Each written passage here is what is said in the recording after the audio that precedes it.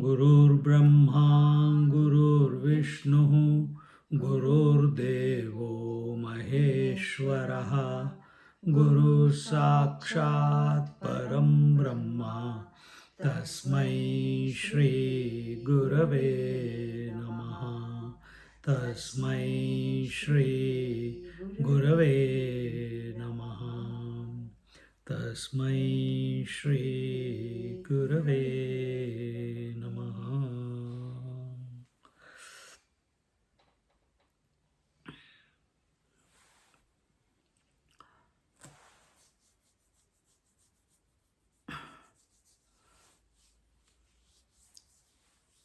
In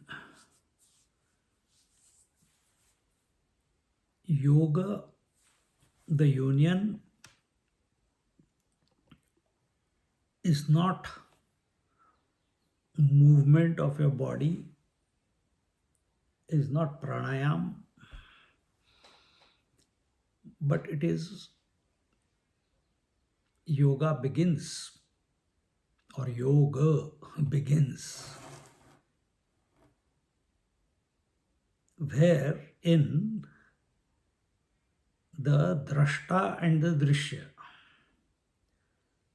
the seer and the seen, not sin, seer and the seen, the knower and the known, the experiencer and the experienced, merge into each other.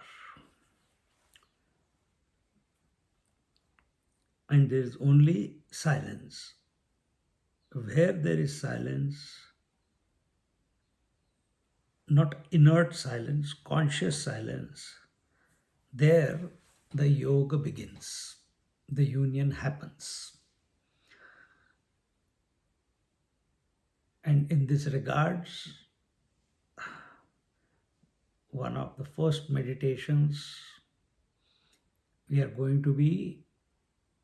in Ajnana Khandana of Amrut Anubhav. Now 17 meditations will be given. We are just taking one. And here it says, the seer has eaten the seen. The eyes have eaten the flower that is the seen. And one experience is over. Then the eyes have seen the sofa. Meaning the eyes have eaten the sofa. That sofa, that flower, that lamp, that laptop, that table, each one is appearing one at a time and is getting swallowed by the eyes. And whenever one interaction happens between the eye and the flower, understand, flower does not know that it is a flower. The eye, meaning these eyes, physical eyes with which you see, they don't know that they are seeing. They don't know that they are eyes. Eyes are also inert. The flower is also inert. There is someone behind the interaction between the eyes and the flower, the object, is owned by someone, and that is the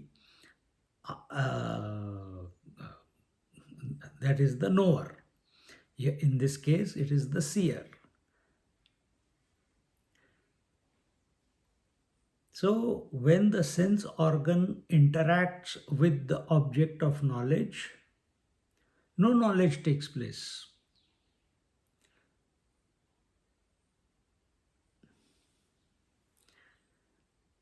So, again, I repeat, in the object, no knowledge takes place.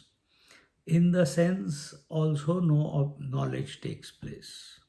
The knowledge takes place only in the instrument of knowledge, and that is the mind.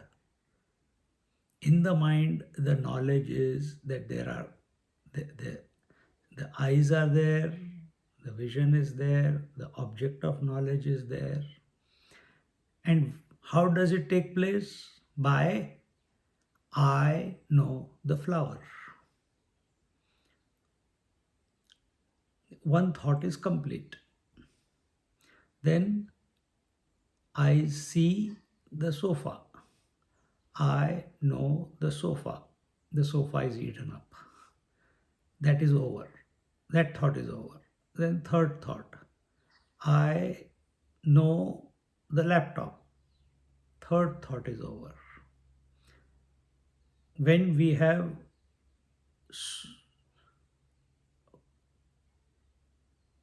understood, contemplated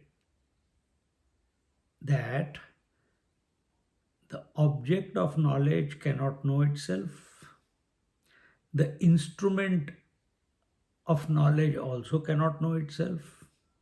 It is the what instrument of knowledge, meaning the senses also cannot know themselves or the object of knowledge, but the interaction between the sense organ and the object of knowledge is perceived, is known by the mind. And this mind, the moment it is known, the seer is born or the hearer is born, and the I is, in other words, the I is born. Whether that I appears as seer, hearer, toucher, feeler, taster, etc., etc., at the sensory level. And each thought is complete in itself, and then it goes away. When it goes away, there is absence of thought. And then, after the absence of thought, another thought appears. Again, the eyes will interact with something, and the knowledge takes place in the mind, and the seer says, I see the sofa. First he saw, I see the flower. Now he says, I see the sofa. There is a gap between the two knowledges. This is thought knowledge. Where it is happening, it's not happening in the object, it's not happening at the sense level, it is happening in the mind. And when we are able to stay still in between these two knowledges, the union happens. And when we were talking about the seer eating the flower, or the eyes eating the flower, or the seer and the seen becoming one, this is happening with every thought. No thought remains permanently in your mind. Why? Because the subject and the object merge into each other. Moment knowledge takes place, the object is swallowed or becomes one, both meaning the same, with the subject. And this way, the this is our observation. Now, our observation is one more. The eye knows that object number one came, it became complete. Then object number two came, it became complete. The mind, this is going on. We are observing that. This knowledge cannot take place in the eyes or the senses. This knowledge is taking place. One thought, second thought, third thought. Every thought must have a triputi.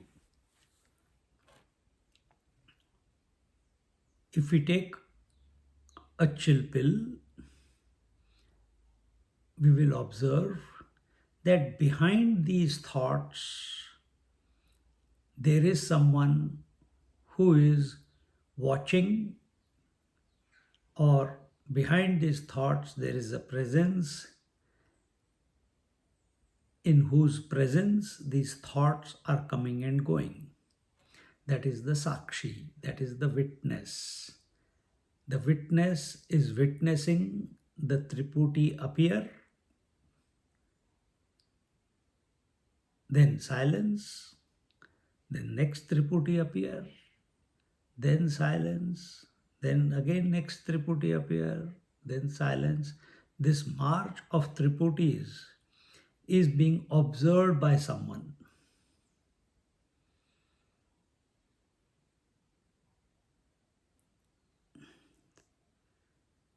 So what is happening? First the eyes swallowed the flower, then the mind swallowed the eyes, then the witness swallowed the mind. Union complete. Now there is no more swallowing thereafter.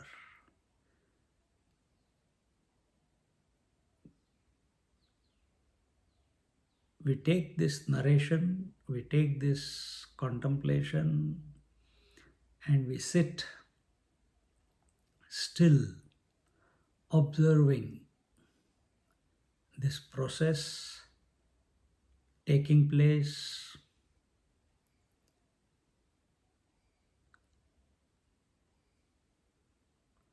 How every word is appearing as a thought in our mind. First, the ears, the sense organ called the ear, interacts with the sound. It is known by the mind,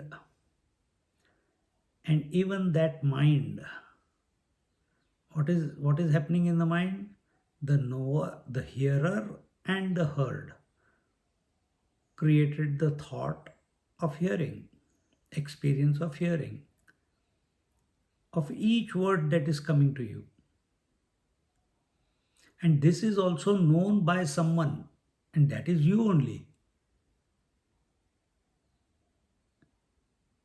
The I is coming and going, the I thought is coming and going with every stimuli of sound.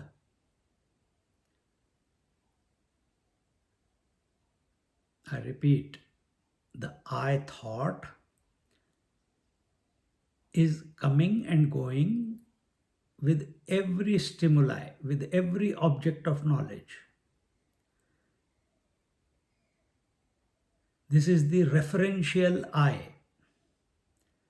This is the I of the Triputi, who says, I know, I heard, I understood, and so on. But there is another I in whose presence all the eyes and the object of knowledge are coming and going. So first, for this I thought, the stimuli was the object of knowledge. Thereafter, for the witness, the sakshi, the presence, for it, the I becomes the object of knowledge.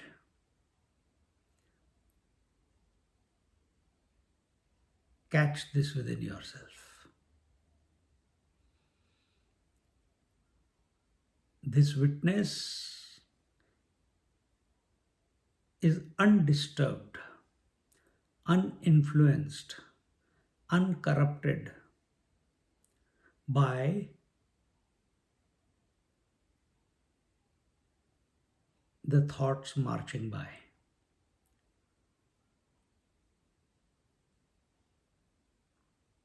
But the I thought becomes the seer hearer, toucher, feeler, taster, thinker, knower, experiencer. And with every Triputi, it changes. Whereas the witness eye, it is allowing the Triputi, it's watching the Triputi without getting influenced by the Triputi.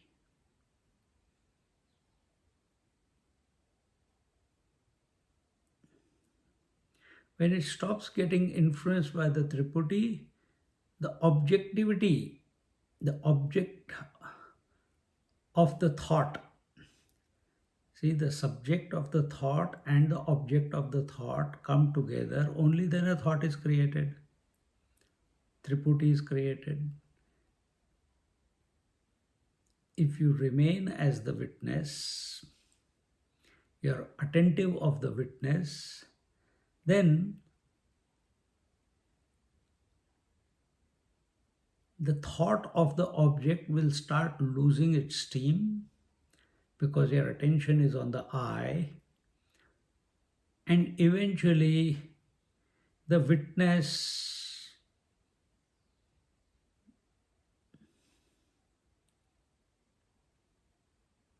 becomes attentive of itself. This is just to speak. When there is no objectivity, when there is no object of knowledge, what do you mean by that? The I thought was appearing only because there was some referential object.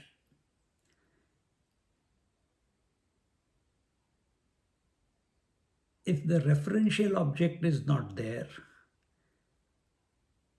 can the I thought appear? Can the subject appear as a thought? I thought? No. When that also dissolves away, only the witness remains.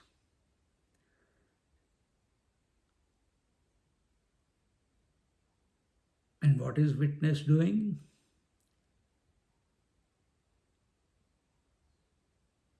At this juncture, because there is nothing to witness for the Sakshi,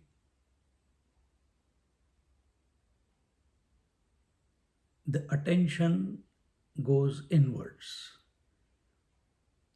From the object, our attention went inwards, we came to the senses. From senses, our attention went to the inwards, we came to the mind. In the mind, our attention went inwards, we came to the I. From the I, we saw that the I thought is also coming and going, our attention went to the witness. Who knows that the I thought is coming and going? Who knows the thoughts are coming and going? Our attention went to the witness. Not as an object. I am the witness. Before I was the I who was knowing, seer, hearer, toucher, feeler. Now I am the witness, witnessing the thoughts coming and going. And when I become attentive of the witness, the impact, the power of the thoughts, it diminishes. Well, it was never there. It starts slowing down. The power of the thought is in its speed. When we become attentive of the witness as our nature, then the speed of the thoughts reduces. Water is not a problem. Fast flowing water is problem. You get drowned in it. Thought is not a problem. Fast moving thoughts, one after the other, we lose the plot. And when we become attentive,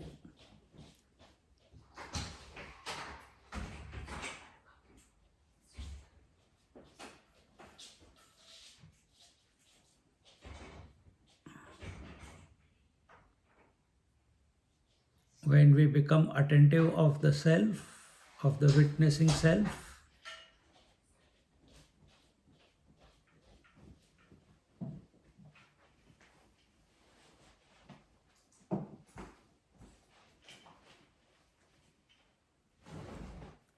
we are unaffected by the flow of thoughts. And as a result, the flow of thought reduces in momentum and eventually is completely dissolved. When and this is happening at a microcosmic level also,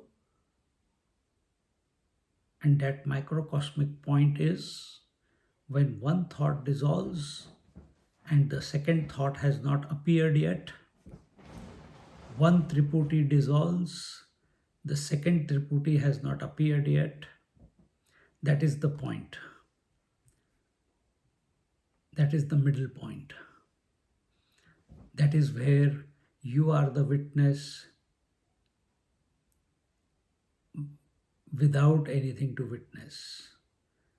Then the attention of the witness goes to itself, and that's the final consummation.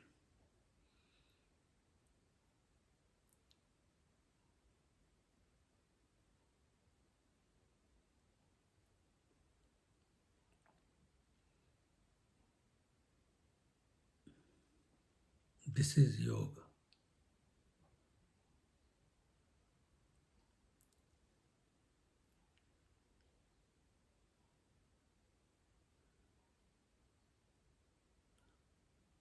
Duality is only an appearance.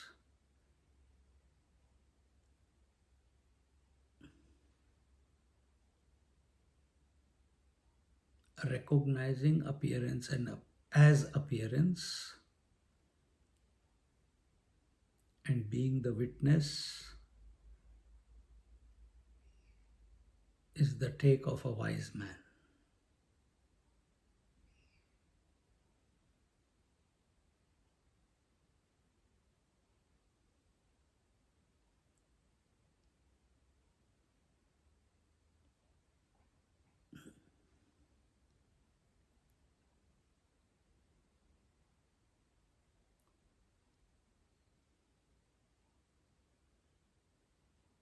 This is the unionless union. In other words, one is always at one ment with their essential nature.